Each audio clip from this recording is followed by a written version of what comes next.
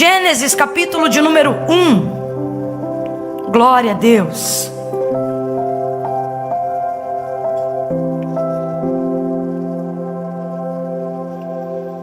Essa palavra ela voltou ao meu coração, acendeu como se eu tivesse lido pela primeira vez. E eu confesso que eu estava ali resistente, mas o Senhor me confiou essa palavra para essa noite. E como eu digo, quando isso acontece, pode o vaso dizer ao oleiro: por que fazes assim? Pode. Quando o oleiro determina algo sobre o vaso pode dizer ao oleiro: por que fazes assim? Não, não pode. A gente precisa obedecer. E como Paulo escreveu bem aos Filipenses no capítulo 3, verso 1: eu não posso me aborrecer em escrever-vos ou falar-vos as mesmas coisas, porque é segurança para vós. Mas o Senhor acendeu ao meu coração essa palavra. Eu queria que você meditasse aí comigo. Gênesis capítulo de número 1. Nós vamos ler alguns versículos da palavra de Deus, e à medida que eu for lendo, eu vou te anunciando para você acompanhar comigo, porque nós vamos ler uma quantidade de versículos além da normal. Quem achou Gênesis, diga amém. Quem não achou, diga misericórdia. Pois é, misericórdia. Diz assim o texto, verso 1: no princípio criou Deus os céus e a terra. Verso 7: fez Deus o firmamento e fez separação entre as águas que estavam debaixo do firmamento e as águas que estavam por cima do firmamento, e assim foi. Chamou Deus o firmamento céu, e houve tarde e manhã do segundo dia. E disse Deus: ajuntem-se as águas que estão debaixo dos céus num só lugar, e apareça a porção seca, e assim foi. Verso 10: chamou Deus a porção seca a terra, e ao ajuntamento das águas mares.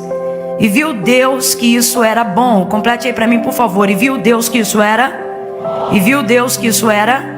Verso 12: a terra produziu relva, as ervas davam semente conforme a sua espécie, e as árvores que davam fruto, cuja semente estava nele, conforme a sua espécie.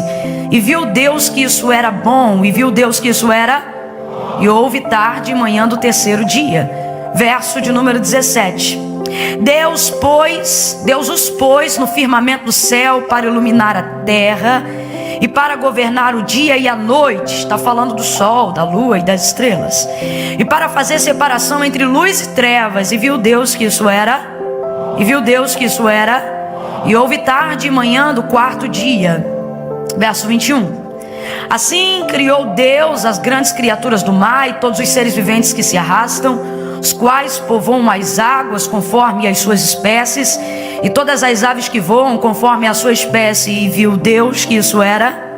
E viu Deus que isso era. Verso 25: Deus fez os animais selvagens conforme a sua espécie, e os animais domésticos conforme a sua espécie, e todos os répteis conforme a sua espécie. E viu Deus que isso era. E viu Deus que isso era. Verso 27: Deus criou o homem à sua imagem, a imagem de Deus o criou, macho e fêmea os criou. Verso 30: deu Deus todos os animais da terra e todas as aves do céu, e tendo feito todos os seres viventes que se arrastam sobre a terra, e tenho dado toda a erva verde como mantimento, e assim foi. Verso 31: e viu Deus que tudo quanto tinha feito, vem comigo e diga tudo. Diga de novo, tudo. E viu Deus que tudo quanto tinha feito era. Deve ter algum equívoco aí. E viu Deus que tudo quanto tinha feito era. Isso. E houve tarde e manhã do sexto dia. E assim os exércitos do céu e toda a terra foram acabados. Agora vai comigo, capítulo 2, verso 18. E disse o Senhor Deus: não é bom que o homem esteja só. Far-lhe-ei uma auxiliadora que lhe corresponda. Havendo, pois, o Senhor Deus formado da terra todos os animais do campo e todas as aves do céu, trouxe-os ao homem para ver como este lhe chamaria. E tudo que o homem chamou a todo ser vivente, isso foi o seu nome. Assim o homem deu nome a todos os animais domésticos, a todas as aves do céu e a todos os animais do campo. Para o homem, todavia, não se achava uma adjutora que lhe correspondesse. Então o Senhor Deus fez cair um sono pesado sobre o homem, e este adormeceu. E tomou então uma de suas costelas e fechou o seu lugar com carne. Então da costela que o Senhor Deus tomou ao homem, formou a mulher e trouxe ao homem. E disse o homem: esta agora é afinal osso dos meus ossos, osso dos meus ossos e carne da minha carne. E ela será chamada mulher, porquanto do homem foi tomada. Diga amém por essa palavra. Feche os seus olhos, curva a sua cabeça. Põe a Bíblia sobre o seu colo e segure a mão da pessoa que está sentada ao seu lado. Não segure a mão dessa pessoa de maneira fria, meio requenguela, não. Segure a mão dessa pessoa com vontade, porque senão ela vai perceber que você está segurando com vontade de soltar, e isso é desagradável. Segure a mão dela com firmeza, porque talvez alguém veio fazer uma social, mas ao você segurar a mão dela e ela perceber que você tem firmeza no propósito, ela vai perceber que você é um instrumento vivo nas mãos de Deus. Segure com a firmeza de quem veio para cá sabendo a que veio. E se ainda não sabia, no mínimo veio disposto a descobrir. Segure na mão dessa pessoa com firmeza. Feche os teus olhos, curve a sua cabeça e permita que nessa noite, na Devec, suba diante de Deus as nossas orações como uma nuvem de súplica diante de Deus. Comece a suplicar. Ainda antes que eu levante a minha voz em oração, comece a levantar a sua voz junto com o seu irmão em oração e comece a suplicar para que o Senhor se manifeste em nosso meio por intermédio da sua palavra. Não tenha pressa quanto a isso, porque não adianta eu me apressar em pregar enquanto o seu espírito não estiver alinhado ao que Deus quer falar. De que adianta você ouvir uma hora de ministração dominado de ansiedade, dominado de incertezas, olhando para o relógio? Eu prefiro que você me dê 30 minutos de atenção, mas com o seu espírito totalmente alinhado na revelação de Deus. Então feche os teus olhos aí agora, curva a tua cabeça e comece a implorar a Deus que fale com você de uma maneira que você ainda não ouviu.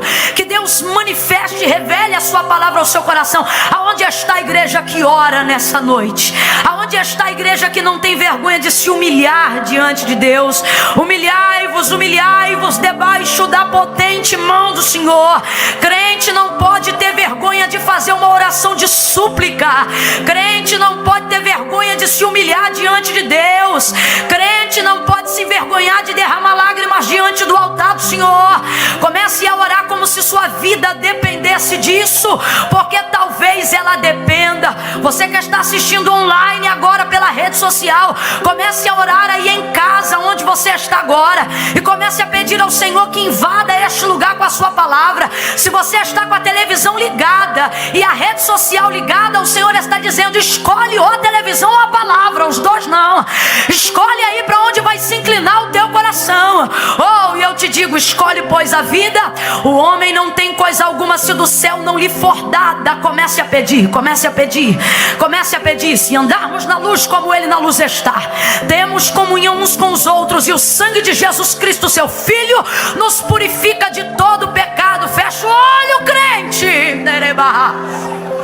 Senhor, nosso Deus e nosso Pai, nós levantamos as nossas vozes em oração a Ti agora, ó Deus. Nós não fazemos isso de maneira administrativa, não. Nós fazemos isso a fim de reconhecer o tamanho da nossa necessidade. Eu reconheço a minha e os Teus servos reconhecem a deles. Fala conosco, Senhor, para que essa reunião jamais se torne um lugar social. Fale conosco para que esse lugar continue sendo respeitado como um lugar sagrado, aonde o Senhor determina a bênção, a vida. Senhor, a Tua palavra é quem direciona a nossa vida. Senhor, a Tua palavra, assim, a manifestação do Teu Espírito é apenas letra. Eu estou cansada dominada pela vaidade.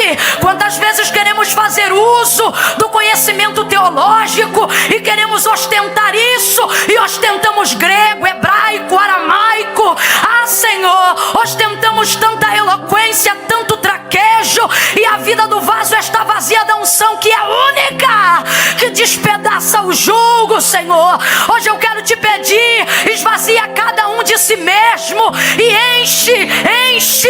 enche do teu Espírito Santo. Vai abrindo a mentalidade. Olha essa pessoa que não consegue fechar o olho 5 minutos de oração. Não teria problema orar de olho aberto, mas ela não consegue porque está dominada pela ansiedade. Enquanto estou aqui orando, ela está dizendo: prega logo, prega logo. Há poder no teu nome, há poder no teu sangue. Cativa essa mente a deixar o Senhor operar na liberdade que o Senhor quer, porque essa casa é tua, esse povo é teu, essa gente é tua, esse lugar proclama o teu nome. E para quem iremos nós? Para quem iremos nós? Se só tu tens palavra de vida eterna. Ainda antes que houvesse dia, o Senhor já existia, e não há quem possa fazer escapar das tuas mãos. Operando o Senhor, quem impedirá? Não tem depressão, não tem síndrome do pânico, não tem falta de dinheiro, não tem tristeza, não tem enfermidade, não tem confusão de mente nem de espírito, não tem espírito da loucura, não tem valente mais forte do que o Senhor. Manieta todo valente, aprisiona toda ansiedade, joga por terra toda incredulidade, desemborca teus vasos, aviva a tua obra, levanta os teus profetas, batiza com o Espírito Santo e com fogo. A tua palavra tem liberdade. Se move, se move, se move, se move em nós, Senhor, pelo poder da tua palavra, e executa o teu querer. Dentro do tempo que eu tenho, eu quero fazer o teu querer. Vai curando enquanto a tua palavra estiver sendo pregada. Vai libertando dos demônios quem entrou aprisionado. Vai trazendo, Senhor, o teu Espírito sobre a mentalidade desta pessoa que está aqui, para que ela possa entender. Abre a mente do teu povo para entender. Porque se o Senhor não abrir o entendimento, é falácia. Se o Senhor não abrir o entendimento, é vernáculo. Se o Senhor não abrir o entendimento, é vazio. Abre o entendimento e acerta-nos, Senhor, com a tua palavra. Fala, Deus, em nome de Jesus. Em nome de Jesus. Em nome de Jesus. Bota a mão no coração, crente. Ebada que minuciai jebridorehas. Cabante o quebada se o que. Chebideha sobre dericonia. Tebide com darabaço bidequios. Bota a mão no coração. E de cabaço e de oriahanda candas.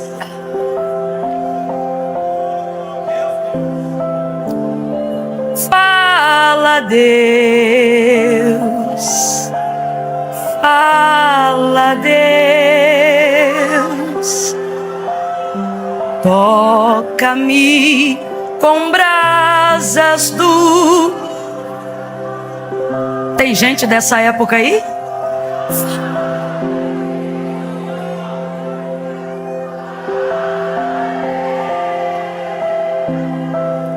Sim, alegre a ter. Diga, fala, Deus. Fala, Deus. Fala, Deus. Toca-me com brasas do... Faça de todo o coração, diga. Agora suba mais alto e diga. Fala, Deus. Sim, alegre a ter. Sim, alegre atendo ao... Só os obedientes. Sim, alegre.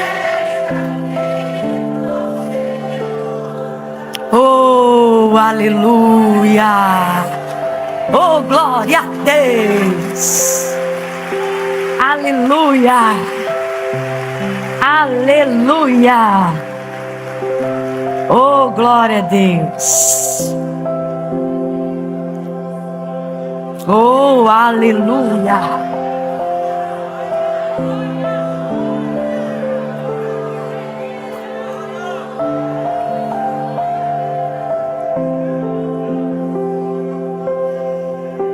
Oh, aleluia. Nós terminamos o desfecho da narrativa da leitura que o Espírito de Deus selecionou para essa noite no livro do Gênesis, no capítulo 2, lá do verso 18 ao versículo de número 23, falando sobre alguns momentos pós-criação de Deus, né? Pós-realização de tudo aquilo que o Senhor fez. Ao contrário do que por alguns anos a ciência vem afirmando acerca de algumas coisas sobre a criação do mundo, do universo, o autor da carta aos Hebreus já vai deixar algumas coisas claras para nós, quando ele vai dizer que céus e terra, tudo que existe e foi criado, não foi feito por prova aparente do que se vê, mas foram criados pelo poder da palavra de Deus. E a gente acredita nisso.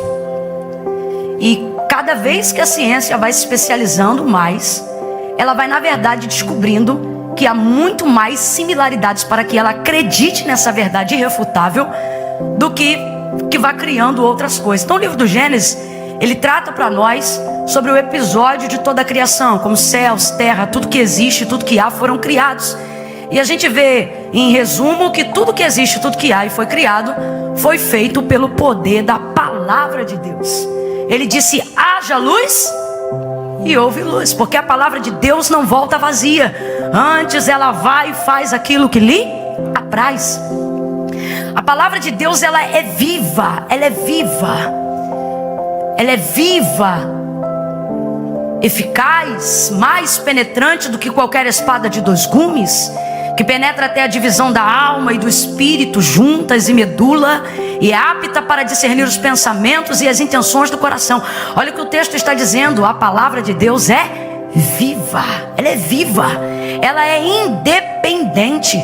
Eu acho que ao invés da gente orar pedindo Deus, usa-me, a gente tinha que pedir ao contrário e dizer: palavra, me usa, de tão viva que ela é. Realmente a palavra de Deus não precisa de muita mirabolância, muita loucura. Ela fala por si só.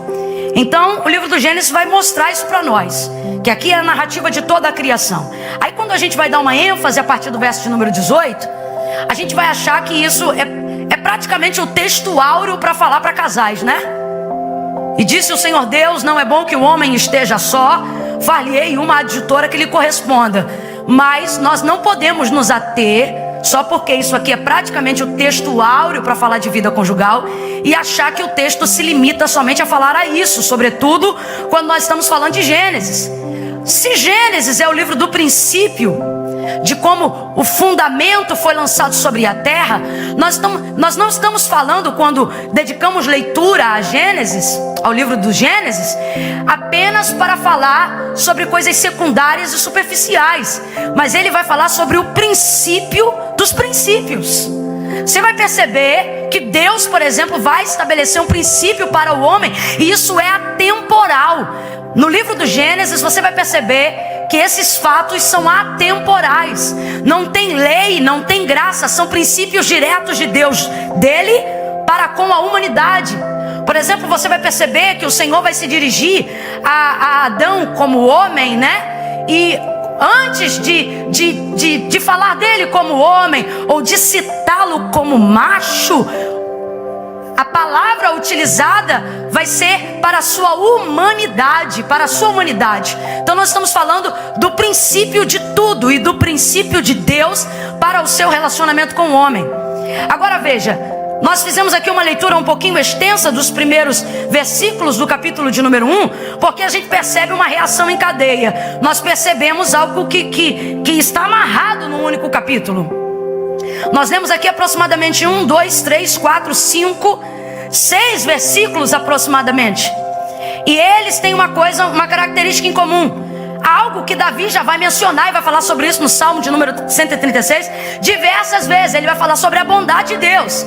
E ele vai dizer que tudo que Deus faz é bom. Complete aí para mim, por favor. Tudo que Deus faz é? Tudo que Deus faz é bom. Ele diz: adorai ao Senhor, Criador dos céus e da terra, porque abriu o mar para que o seu povo passasse com os pés enxutos, porque é bom e a sua benignidade dura para sempre. A bondade de Deus não está respaldada à nossa. Deus não é bom para quem é bom. Deus é bom porque Ele é bom. Porque Ele não depende que alguém seja bom para Ele ser bom. Ele é bom porque Ele é.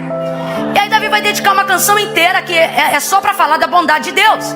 Bondade essa que já está revelada no princípio da criação. E o texto vai dizer que logo que ele vai criando as coisas, no primeiro dia ele inaugura a criação, trazendo luz e separando das trevas. E aí o texto vai dizer: e viu Deus que isso era?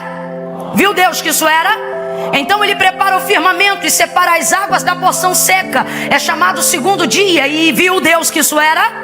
Viu Deus que isso era? Então Deus prepara de toda a produção terrena. Deus prepara de toda erva, semente e toda árvore frutífera. O texto diz que isso é tarde, manhã, terceiro dia. E viu Deus que isso era? Viu Deus que isso era? Nós estamos falando de um processo de construção. Quem está entendendo, diga amém. Então, enquanto Deus está trabalhando, ao término de cada etapa de um dia, Ele conclui que parte daquele processo que ainda não está concluído, mas está em andamento, e Ele continua. Aí o texto vai dizer: tarde, manhã do quarto dia, Ele preparou o firmamento do céu. Está falando sobre a separação do sol, da lua, das estrelas, separando o que é para cada qual governar. E ao término do quarto dia, viu Deus que isso era? Viu Deus que isso era? Depois Ele dá continuidade povoando a criação dos mares, trazendo todos os seres viventes para os mares, tudo aquilo que pudesse povoar as águas. E o texto diz que Ele continua e Ele permite a multiplicação deles. Prepara também as aves que vão povoar o céu. Houve tarde e manhã do quinto dia, e o texto vai dizer: e viu Deus que isso era? Viu Deus que isso era?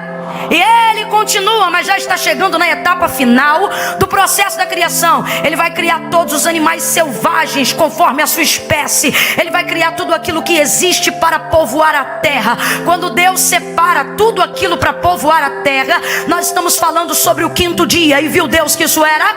Viu Deus que isso era? Fase de acabamento, verso 31 do capítulo 1 de Gênesis. O texto vai dizer, e aí não tem mais parte, aí não tem mais etapa. A narrativa do texto vai dizer tudo. Diga comigo, tudo. Aí não tem mais parte, não tem mais etapa. Não é primeiro dia, não é quarto dia. Não. É o dia que encerra, é o dia que termina, é o dia do acabamento. É aquele dia que todo mundo que está construindo uma casa espera. É aquele dia que termina a quebradeira, termina o pó da massa e é só entrar com os móveis de decoração. É aquele dia que você separa para tirar foto do antes e depois. Oh, fase de acabamento, processo final, último dia, o dia que antecede o dia do descanso. Quando chega nesse dia, Ele não vai mais tratar de parte. Eu sou repetitiva porque eu quero muito que você entenda. Ele não vai mais tratar de parte. Aí o texto vai dizer, e viu Deus que tudo, diga de novo, tudo, diga tudo, ó. E viu Deus que tudo que tinha feito, tudo, ó, todos os animais da terra, todas as aves do céu, todos os seres viventes que se povoam sobre a terra, todas as ervas verdes, bem como todo o mantimento. E viu Deus que tudo quanto tinha feito era isso aí. É interessante porque enquanto Deus está em processo é bom, mas quando Deus termina, não diz bom. Oh, enquanto está em processo é etapa, é bom. É bom por quê? Porque não acabou. Então é bom por quê? Porque faz parte do processo. Se tem uma coisa que dá alegria em viver o cumprimento da promessa, é saber que ela não foi prometida num dia e tu recebeu no outro. Senão tu perde o testemunho. O que é o testemunho? A oportunidade de contar a honra do processo que você passou até chegar aqui. A coisa só ganha beleza em cima disso, sim ou não? Sim ou não? Então você não pode desprezar o processo. Deus não desprezou o processo. Aí eu te pergunto, aquele que disse em um dia haja luz e houve luz, teria poder para em um dia só dizer haja luz, haja terra, haja ave, haja porção, haja água, haja peixe, haja mar, haja dia, haja noite, haja estrela? Em um dia só ele teria poder para fazer isso? Sim ou não? Em um dia só, se Deus quisesse, pintaria como canta o cantor Lucas, o pastor Lucas, o maior pintor do mundo. Em um dia só ele pintava a tela do céu do universo. Em outro dia ele pintava os planetas, ou melhor, no mesmo dia. Se ele quisesse, poderia ter feito tudo no mesmo dia, porque ele tem todo o poder. Mas nem Deus desprezou o processo. E por que você é tão agoniado? Dá uma olhada para quem está ao seu lado e diga: está em processo. Diga de novo: está em processo. E você fica com essa agonia: irmão, eu estou na luta, eu estou na prova, eu estou no deserto. E Deus está dizendo: isso é bom, isso é bom. Isso está te ensinando a valorizar a fase de conclusão, a fase de acabamento. Isso vai robustecer o seu testemunho. Então veja, enquanto Deus está na criação, de cada parte da etapa da criação, o texto vai dizer: ele viu Deus que era bom. Mas quando ele conclui, ele não vai dizer que era bom, ele vai dizer que ficou. Enche essa boca de um cântico e fale muito bom. Vamos lá, 1, 2, 3. Quando ele termina, não fica só bom. Quando ele termina, fica. Quando ele termina, não fica só bom. Quando ele termina, fica. Olhe para o irmão que está ao seu lado e diga: eu estou no processo. Alguém está olhando para você e está dizendo: menina, mas você já cresceu tanto. Você não era nada, já é alguém. Você morava ali, já mora aqui. Você não tinha nada, já tem isso. Quando eu te conheci, você era raquítica. Quando eu te conheci, você não sabia falar. Quando eu te conheci, você era acelerado. Quando eu te conheci, você era lerdo. Quando eu te conheci, você era isso, você era aquilo. Quando eu te conheci, você era bêbado, você era viciado, você era isso, você era aquilo. E a pessoa está dizendo: olha como você melhorou. Quando a pessoa fala isso, você diga: filha, só tá bom porque está em andamento. Espera. Você pode agarrar na mão de alguém aí. Tem um povo aqui. Agarra na mão de alguém, vai. Agarra na... Irmã Camila, eu não gosto de segurar na mão do irmão. Não gosta, não faça, meu irmão. Aqui é liberdade do espírito. Agora, se tu acredita que Jesus pode passar por você, segura a mão dessa pessoa. Agarra ela, agarra a mão dela e diga: eu estou no processo. Eu estou no processo. Espera, porque ainda não acabou. Aleluia! Ele é Criador, Ele é poderoso, Ele é Senhor.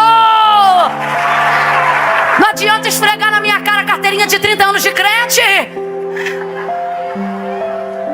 Eu estou dizendo que o arquiteto do mundo, que tinha poder para construir tudo em um único dia, fez a terra entrar num processo e ele se inclui no processo. E você está aí querendo dizer que já sabe tudo, que chegou onde queria?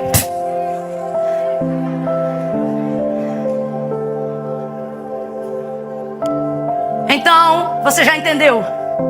Quando Deus está em processo, fica bom. Nem sempre você percebe, mas é porque tá bom. Às vezes a gente não entende quando tá bom. Gideão está lá malhando trigo no lagar, um lugar que não é propício para fazer isso. E o anjo do Senhor aparece e diz: eu sou contigo. E ele diz: se o Senhor é comigo, por que me sobrevieram todas essas coisas? Ele está dizendo: se o Senhor é comigo, por que eu estou malhando trigo no lagar? O que ele não está entendendo é isso. O que Israel não tem comida e na casa dele tem bezerro. Israel não tem erva para comer e na casa dele tem boi até de 7 anos. Aí ele está lá malhando trigo no lagar. E o anjo diz: eu sou contigo. Se o Senhor é comigo, por que eu estou aqui? Rapaz, eu vou traduzir se o anjo fosse carioca. Ele ia dizer: rapaz, você só está malhando trigo no lagar porque eu sou contigo. Porque se eu não fosse contigo, não tinha trigo, não tinha lagar, não tinha mais nada. Então às vezes a gente demora a reconhecer o processo e a entender que a gente está no processo. Mas é porque Deus é. E aquele que é de Deus, o maligno não. O maligno pressiona, o maligno rodeia, o maligno aperta, mas tocar não toca, tocar não toca. Deus trouxe alguém aqui para te dizer: eu estou contigo nesse processo. Meu Deus, eu estou sentindo a graça de Deus aqui. Ele trouxe alguém aqui para dizer: eu estou contigo nesse processo. Você diz: meu Deus, como eu estou sendo provado. E o Senhor está dizendo: é estagiário.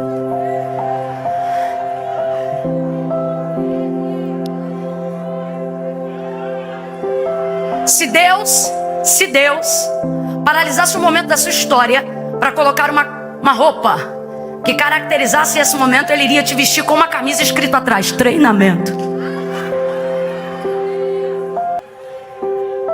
Agora, quando Deus termina, não fica só bom. Quando Deus termina, fica. E muitas pessoas desprezam a colocação dessa palavra no texto, mas não pode, irmão. Porque uma coisa é bom e outra coisa é... Oh, fala sério que não é. Não é? Tem festa que a gente vai, alguém diz: aí, como é que foi a festa? A gente diz: foi boa. E tem festa que a gente vai: rapaz, foi muito boa.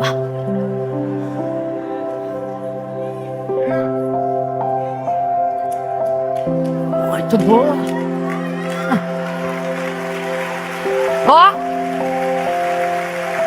Só que aí no verso 18, o homem...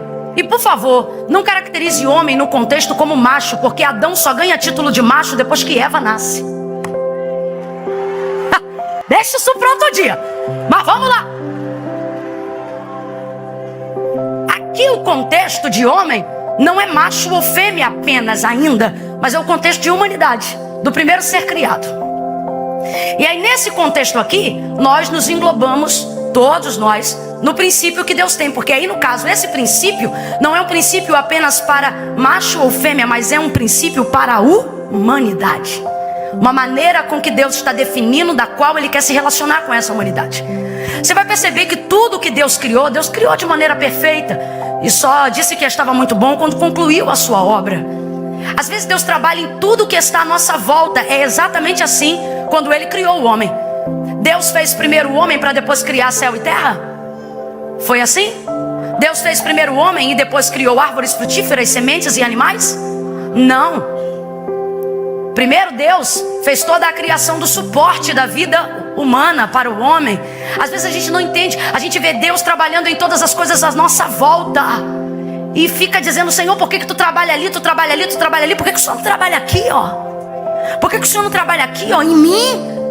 Só que você tem que partir do princípio básico de paternidade. É quando a criança nasce que você decide o nome? É assim? Não é possível que seja. É quando a criança nasce que você decide onde ela vai dormir? Não. A ideia de quem é diligente na criação dos seus filhos é que quando ele chega tudo já esteja... E o Senhor está dizendo, e você fica aí revoltado, que eu mexo em todo mundo, mas não mexo em você. Eu visito no norte, no nordeste, mas não mexo em você. Eu já dei para tua prima, mas eu não te dei. Eu já dei para o teu marido, mas não dei para você. Já mexi com a tua casa, mas não mexi contigo. E o Senhor está dizendo: ei, eu estou preparando as coisas para você. Ah, quem pode entender? Deus não vai criar a terra, porque a terra é mais importante que o homem. Deus vai criar primeiro todo o suporte terreno, porque o homem é mais importante. O salmista vai salmodiar no Salmo de número 8 e ele vai dizer: pouco menor do que os anjos o fizeste. Também é messiânico porque aponta para Cristo. Mais de glória o vestiste e o coroaste. O que o salmista está dizendo? O pináculo da criação de Deus não é o Monte Everest. O pináculo da criação de Deus não tem nada a ver com pão de açúcar. O pináculo da criação de Deus é o bichinho de Jacó, é o homem, é o verme, é você que era pó, não era nada, mas em você está a imagem e semelhança de quem Deus é. Então você tem que parar com essa agonia de querer acelerar para Deus te colocar. Aí você chega onde você queria e não sabe o que fazer. Você tem o dinheiro que queria e não sabe como administrar. Deus está dizendo: ei, deixa que eu mexo as coisas à sua volta.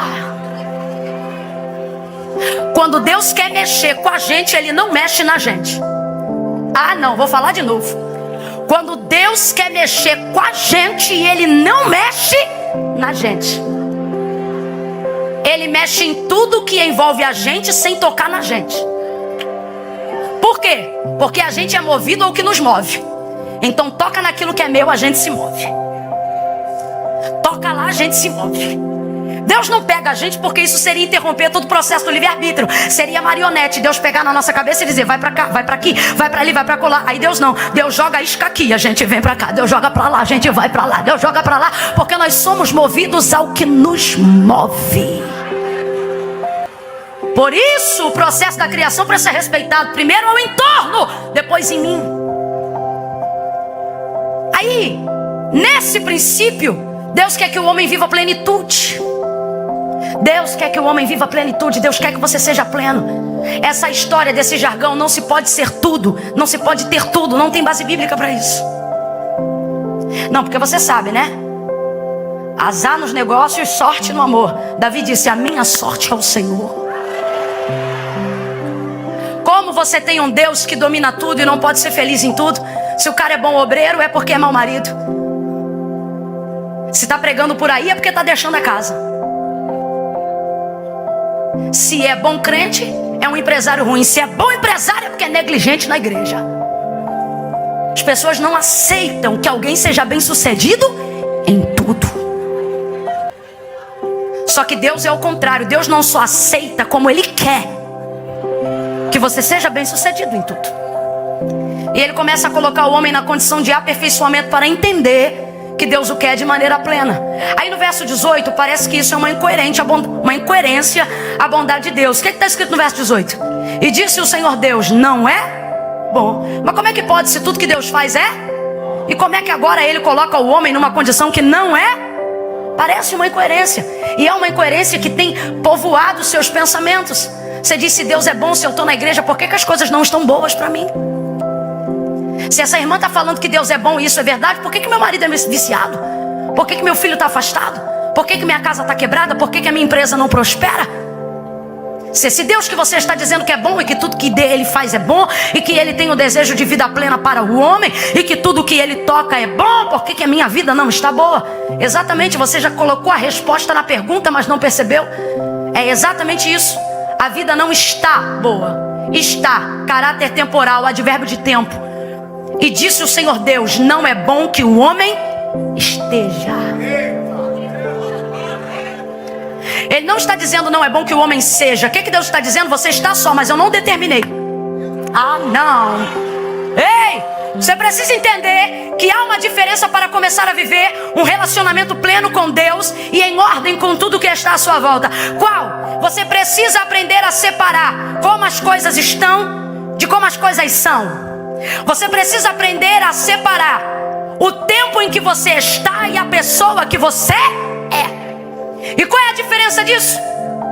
Entender que está, advérbio de tempo, caráter temporal, incorre em tudo que é passageiro. Tudo aquilo que está não pode ser definido como é, porque tudo que está é temporário, tudo que está é passageiro, tudo que está é circunstancial.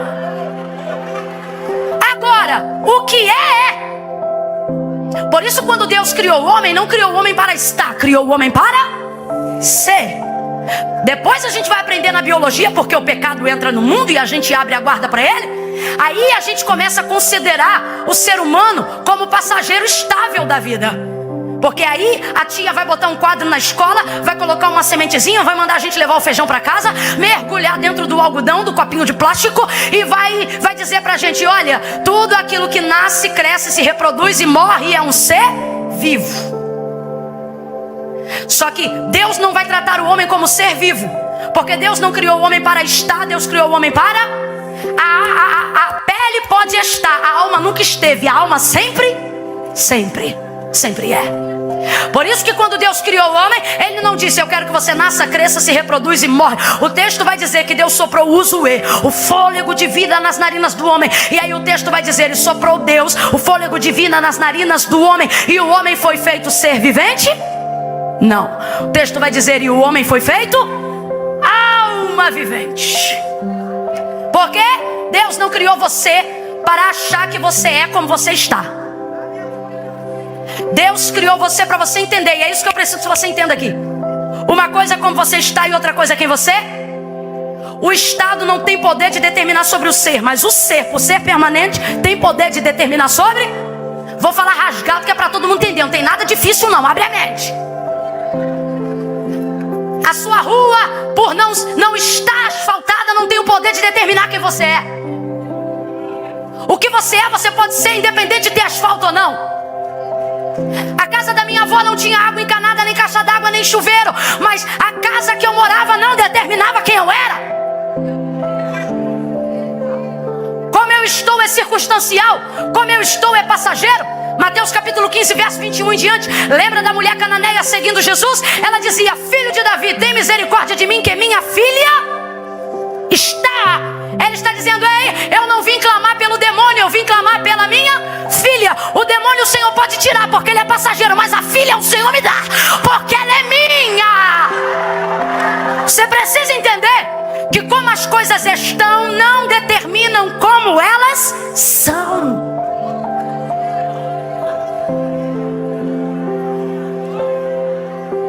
Deus vai estabelecer isso logo de cara para nós.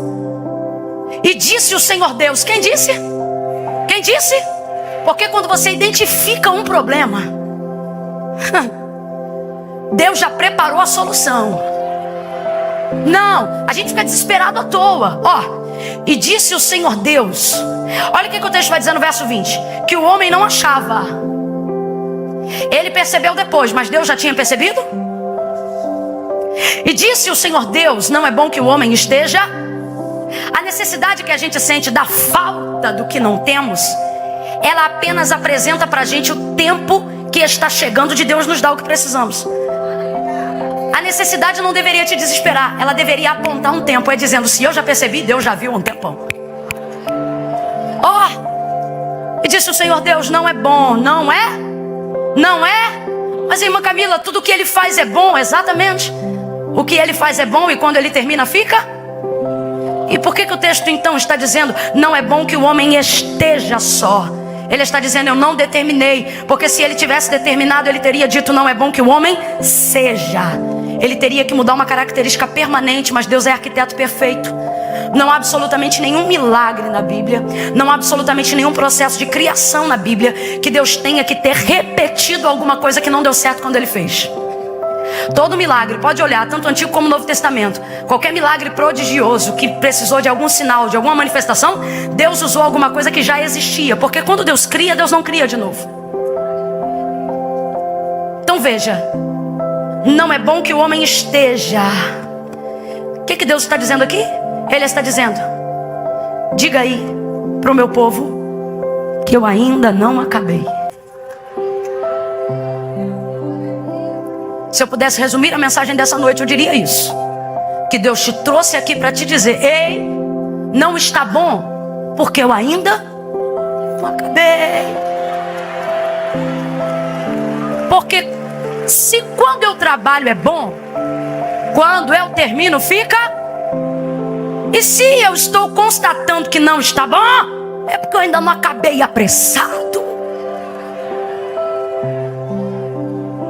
Ele não disse: não é bom que o homem seja.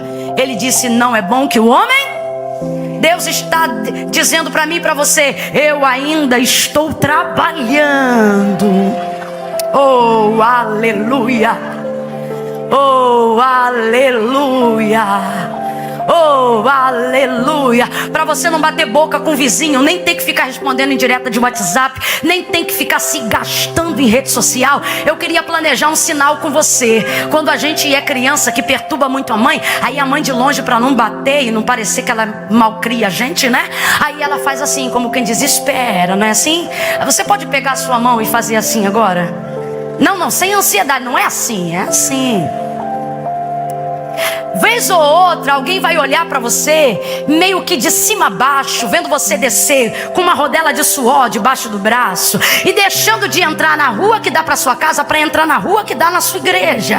E essa pessoa vai olhar meio que assim: gente, como é que pode? Essa pessoa está congregando lá sei lá quanto tempo e a vida dela ainda não mudou, a casa dela ainda não mudou, a família dela ainda não mudou, o marido dela ainda não converteu.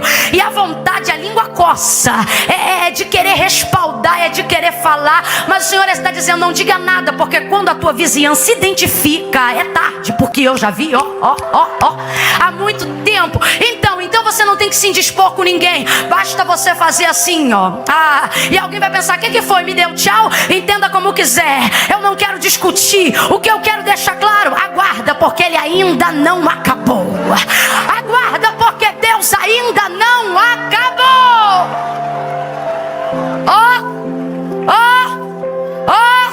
E aquela sua filha rebelde que está envolvida com toda a área de prostituição, aonde você só vê ela entrando no carro e o vidro subindo. Quando ela entrar no carro você faz assim, ó, como quem diz: vai minha filha, entra no carro enquanto tu pode, porque ainda não acabou. O pai está no processo. Não é bom que o homem esteja só. Quem falou isso foi o próprio Deus. Por quê? Porque Deus se responsabiliza pela nossa condição desfavorável, desde que nós estejamos no centro de sua vontade. Inclusive eu vou dizer mais. Tem vezes que a coisa só fica ruim porque a gente está no centro da vontade de Deus. Não, eu vou falar bem rasgadão. Porque se você tivesse sentado no colinho do chefe, a coisa já tinha melhorado há muito tempo. Porque se você já tivesse sensualizado com vários decotes, a coisa já tinha melhorado há muito tempo. Tem homem aqui que a coisa só está desfavorável porque ele está no centro da vontade de Deus. Porque se ele já tivesse aceitado suborno, aqui, ele já estava morando em outra casa. E aí você não entende. Você diz: como é que pode? Eu estou fazendo a vontade de Deus? Por que eu digo isso? Porque o homem não está fazendo absolutamente nada. Ele só está onde Deus quer que ele esteja. Aonde? No jardim. Aonde? Lavrando a terra. Aonde? Cuidando de tudo. Aonde? Conversando com ele na viração de cada dia, todos os dias. Então eu te pergunto: o homem está no centro da vontade de Deus ou não está? Está ou não está? Só que estar no centro da vontade de Deus não é garantia de que tudo vai dar certo. É garantia de que você está certo. E às vezes você está aqui se perguntando: irmã Camila, se eu sou crente, se eu estou fazendo tudo certo, por que as coisas estão desfavoráveis? Por que a coisa não está boa para mim? O Senhor está dizendo: fique tranquila, fique tranquilo, porque quem identificou que a coisa não estava boa antes do próprio homem foi Deus. Deus está dizendo: todas as vezes que você tiver que pagar um preço, todas as vezes que você tiver que viver um nível de renúncia, todas as vezes que você tiver que baixar de cargo para não ter que aceitar suborno, todas as vezes que você deixar de você se tornar o policial mais otário do batalhão, porque é o único que não tem o que todo mundo ainda tem. Todas as vezes que você deixa que para ficar no centro da vontade de Deus, você tiver que deixar de sentar-se na roda dos escarnecedores, porque na roda dos escarnecedores é que as coisas acontecem, é na roda dos escarnecedores que as coisas fluem, é no caminho do ímpio que faz tudo sem temor que você vê algumas coisas dando certo. O Senhor está dizendo: todas as vezes que para estar onde eu te coloquei, todas as vezes que para ficar no lugar que eu te chamei, as coisas ficarem ruins para você, eu vou me responsabilizar pela tua situação. Tá me entendendo? Deus te trouxe aqui para te dizer: eu estou me responsabilizando pelas coisas que não estão dando certo para você.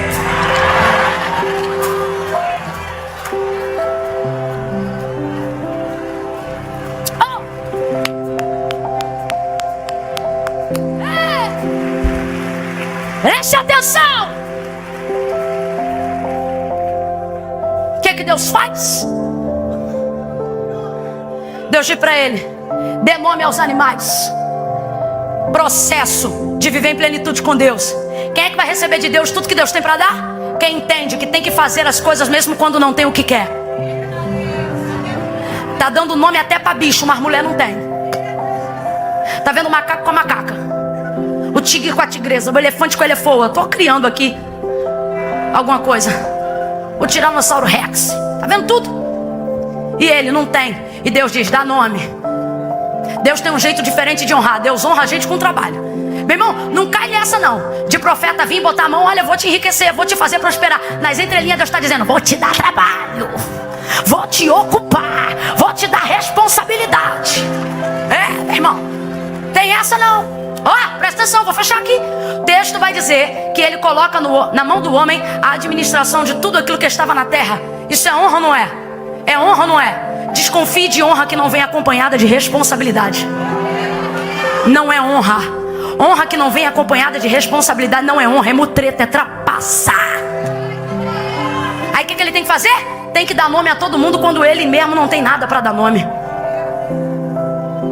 Deus está dizendo: Faça o que eu te mandar fazer, mesmo quando você não tem o que eu podia te dar. Entrega nome para todo mundo. Aí de repente, o texto vai dizer: então Deus fez cair. Deus. Porque chega uma hora na nossa vida que não é a gente, não é trabalho, não é igreja, não é campanha, é Deus. Deus fez. Mãe Camila, mas isso, o que eu faço para isso? Ai, irmã, isso não faz, isso só Deus. Então, o Senhor Deus fez cair num sono profundo. É cochilo depois do almoço? É cochilo depois do almoço? É vontadezinha de dormir? Não, Deus está colocando nele sono. Deus está impelindo. Deus vai derrubar ele, vai anestesiar completo. Deus fez ele cair em estado de sono profundo, e ele adormeceu. Deus fez. Por quê? Porque Deus ia tirar um pedaço da costela, daquilo que estava dentro. Completa para mim. Daquilo que estava. Quando Deus está do lado de fora pedindo coisas que estão dentro, normalmente a gente não dá. Imagina Adão acordado e Deus dizendo: homem, me dá um pedaço dessa costela que está aí. Tire a mão daí. Mas não, colocou em estado de sono profundo, para que Deus pudesse mexer, pudesse tirar, pudesse cortar, pudesse enxertar. O que é que Deus está dizendo para mim e para você hoje? Tem coisa na sua vida que eu não vou pedir, porque se eu pedir você não vai me dar. Eu vou te derrubar e vou pegar. Aí você diz: mas o que eu tenho a ver com isso? Tem. Ele ouviu aquela oração: Senhor, faz o que o Senhor tiver que fazer.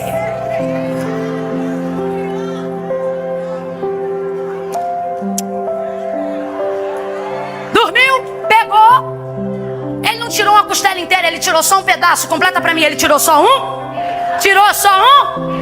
E de um pedaço fez uma mulher inteira, rapaz, com cabeça, boca, orelha, língua, com tudo. Com um pedaço. Aí eu te pergunto: que o homem cooperou com o nascimento de Eva? Somente com o nascimento da mulher? Somente um? Somente um? E você diz: não. E Deus está dizendo: para fazer o que você quer, eu só quero um. Agora veja.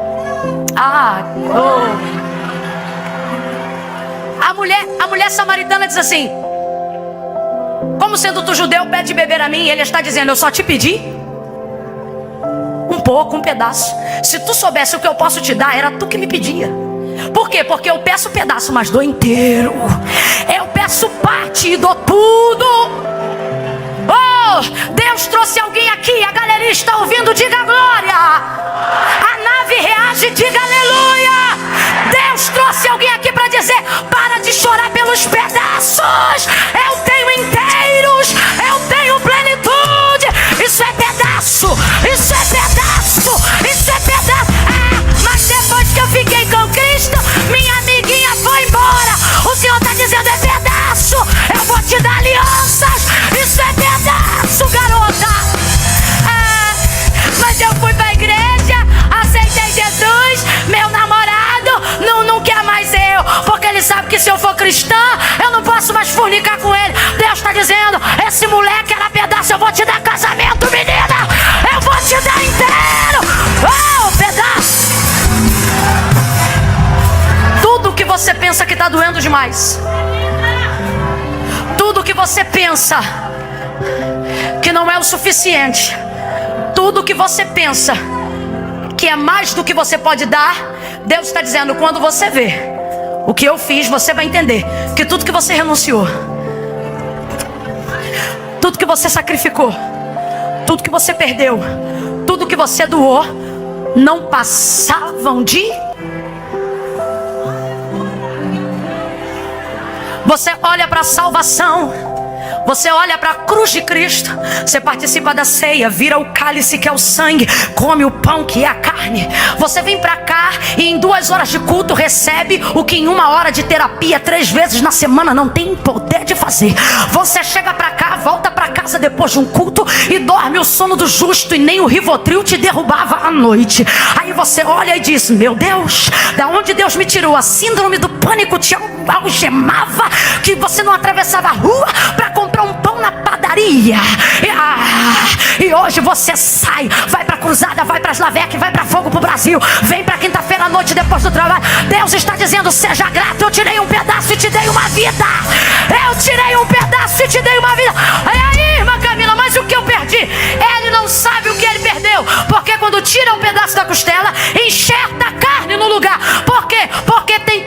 nossa vida cristã que Deus vai tirar e não vai restituir. Não, eu sei, você tem ouvido Deus que restitui, mas eu vim falar que no nosso relacionamento com Deus tem coisas que Deus tira e não restitui. E tudo que Deus não restitui, Ele compensa, porque Ele não deixa vazio. Tirou osso, devolveu osso, mas não deixou vazio. A Bíblia diz que Ele encheu para não sentir falta. Deus está dizendo: eu não vou deixar você sentindo falta. Encheu com carne.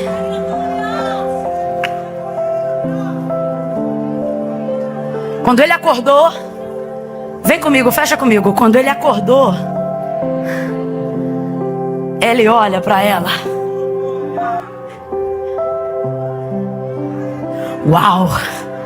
Ele nunca viu, rapaz, só tá vendo macaca peluda.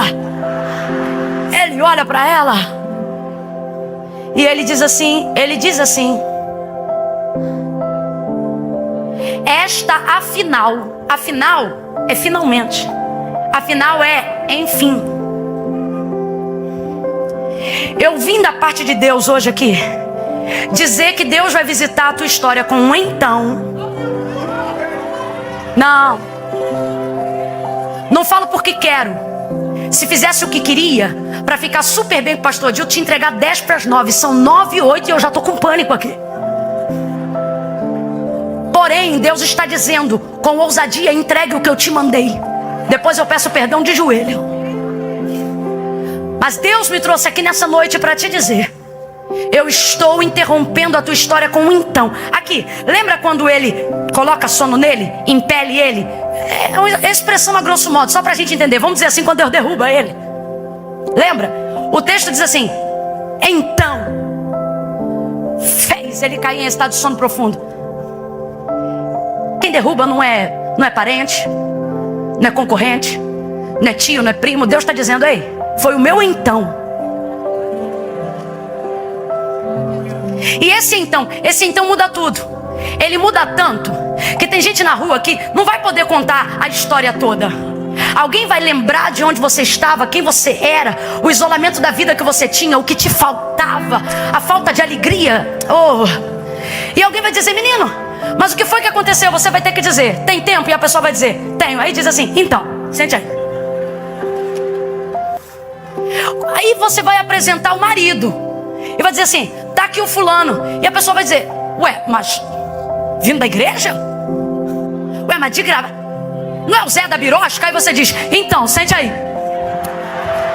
Deus tem um então para a tua história. Deus tem um então para a sua vida. Fica de pé para receber. Quem acredita? Então Deus tirou o cativeiro de Jó. Então Deus deu filhos a Sara. Então o Espírito desceu na igreja. Entenda, um então de Deus tem o poder de mudar tudo.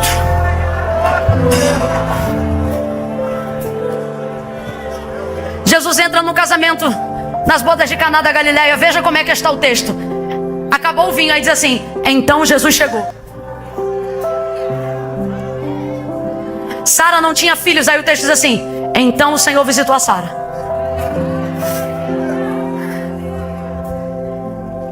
O então de Deus entrou para Adão. Quando ele levanta, ele diz: esta afinal, finalmente. Agora é processo de acabamento. Quem entendeu, diga amém. Ele diz: afinal, osso dos meus ossos, carne da minha, chamar-se a mulher. Quem mandou ele dar nome para ela? Quem mandou? Deus mandou ele dar nome para ela? Não mandou. Deus disse: dá nome para os bichos. Para a mulher ele não deu ordem para ele dar. Mas ele deu ou não deu? Por quê? Porque no tempo do processo, Deus ocupou a mente dele com trabalho. Trabalho te dá experiência, trabalho te dá treinamento, trabalho te ocupa a mente. Por que Deus dá trabalho para crente em processo? Por que Deus te coloca no ciclo de oração quando a coisa não vai bem? Por que Deus te coloca para pregar mesmo quando você não está bem? Por que Deus te coloca em movimento? Tu perdeu o filho e veio para a igreja. Outras que estão aqui, marido, foram embora de casa e veio. Gente que está sem dinheiro e veio só com o dinheiro da passagem. Por que Deus te impede compele a continuar trabalhando, mesmo quando as coisas não estão favoráveis para você. É um jeito de Deus ocupar a tua mente, fazendo o que Ele quer que você faça. Porque ainda que você ocupasse todo o teu tempo para buscar o que você quer, você não teria. Porque o texto diz que todavia Adão procurava, mas não achava. Deus está dizendo: eu não quero você ocupando o seu tempo para procurar realizar o que só eu posso fazer. Então cuida das minhas coisas, que eu vou cuidando das tuas. Assim diz o Senhor. Aí ele dá nome para ela, por quê? Porque ele está um tempão dando nome para bicho. Isso é mecanismo automático. Ele já entendeu que quem manda é ele, que quem dá nome é ele. Quando ela aparece, ele não pergunta se pode, ele dá. É aí que Deus diz: você está pronto para ter tudo que eu tenho para você. Por quê? Quem é essa pessoa? E eu prometo, eu fecho aqui. É aquela pessoa que no tempo do processo aprende a fazer o que Deus manda. Quando você aprende a fazer o que Deus manda, você aprende o que Deus quer sem que Ele tenha que mandar. Vou falar de novo, porque se tu não gravou nada, isso tu grava, porque isso pode salvar a tua vida. Quando no tempo do processo você aprende a fazer tudo o que Deus manda, você aprende nesse processo o que Deus já quer sem que Ele tenha aqui. Por que Deus não repreendeu ele? Porque Deus já tinha dado experiência para ele entender o que Deus quer. Irmã Camila, tem respaldo bíblico para isso? Tem. Jesus disse: não vos chamarei mais servos, porque o servo ele atende o comando, mas não sabe o que o Senhor quer. Vos chamarei amigo. Por quê? Porque o amigo faz para atender a vontade do Senhor. É o que Ele está dizendo. O Senhor está dizendo: sabe quando você vai estar pronto? Quando você entender que tudo isso é processo. Quando você entender que tem que obedecer no processo para aprender o que Deus quer sem que Ele tenha que mandar. Esta, enfim, finalmente e afinal é o que eu queria. E o que ele queria? Estava no Japão? Estava na Rússia? Estava dentro dele o tempo todo. Não. Você está pensando que o que Deus tem para você está na igreja A, está na campanha B. Deus está dizendo: o que eu tenho para você está dentro de você. Deus fez a mulher partindo de um osso. Osso de quem? Dele. Deus falou comigo: diga ao meu povo que eu vou tornar concreto do lado de fora, usando a matéria-prima do que eu vejo quando olho no lado de dentro dele. Se é para homem, se é para mulher, se é para menino, é para criança, é para jovem. Não. Deus te trouxe aqui para te dizer: vigia como você preserva as coisas do lado de dentro. Porque eu vou tornar real do lado de fora o que eu vejo quando olho para o seu lado de dentro. Melhora seu lado de dentro e o seu lado de fora vai melhorar. Melhora seu lado de dentro e Deus vai trazer realizações para o lado de fora. Levante a mão direita para o céu. Eu vou contar de 1 a 3 enquanto a igreja ora. Eu vou contar de 1 a 3 enquanto a igreja. E a igreja vai orar agora para pessoas que estão com uma vida incompleta. Que tem de incompleto nessa vida? Tu tens tudo, mas te falta Jesus. Então se tu tens tudo, mas não tem Jesus, tu ainda não tem o suficiente. Um grande pregador disse: o céu compensará todos os prejuízos que você tiver na terra para herdá-lo. Mas tudo o que você tiver na terra não terá poder de compensar o prejuízo de perder o céu. Deus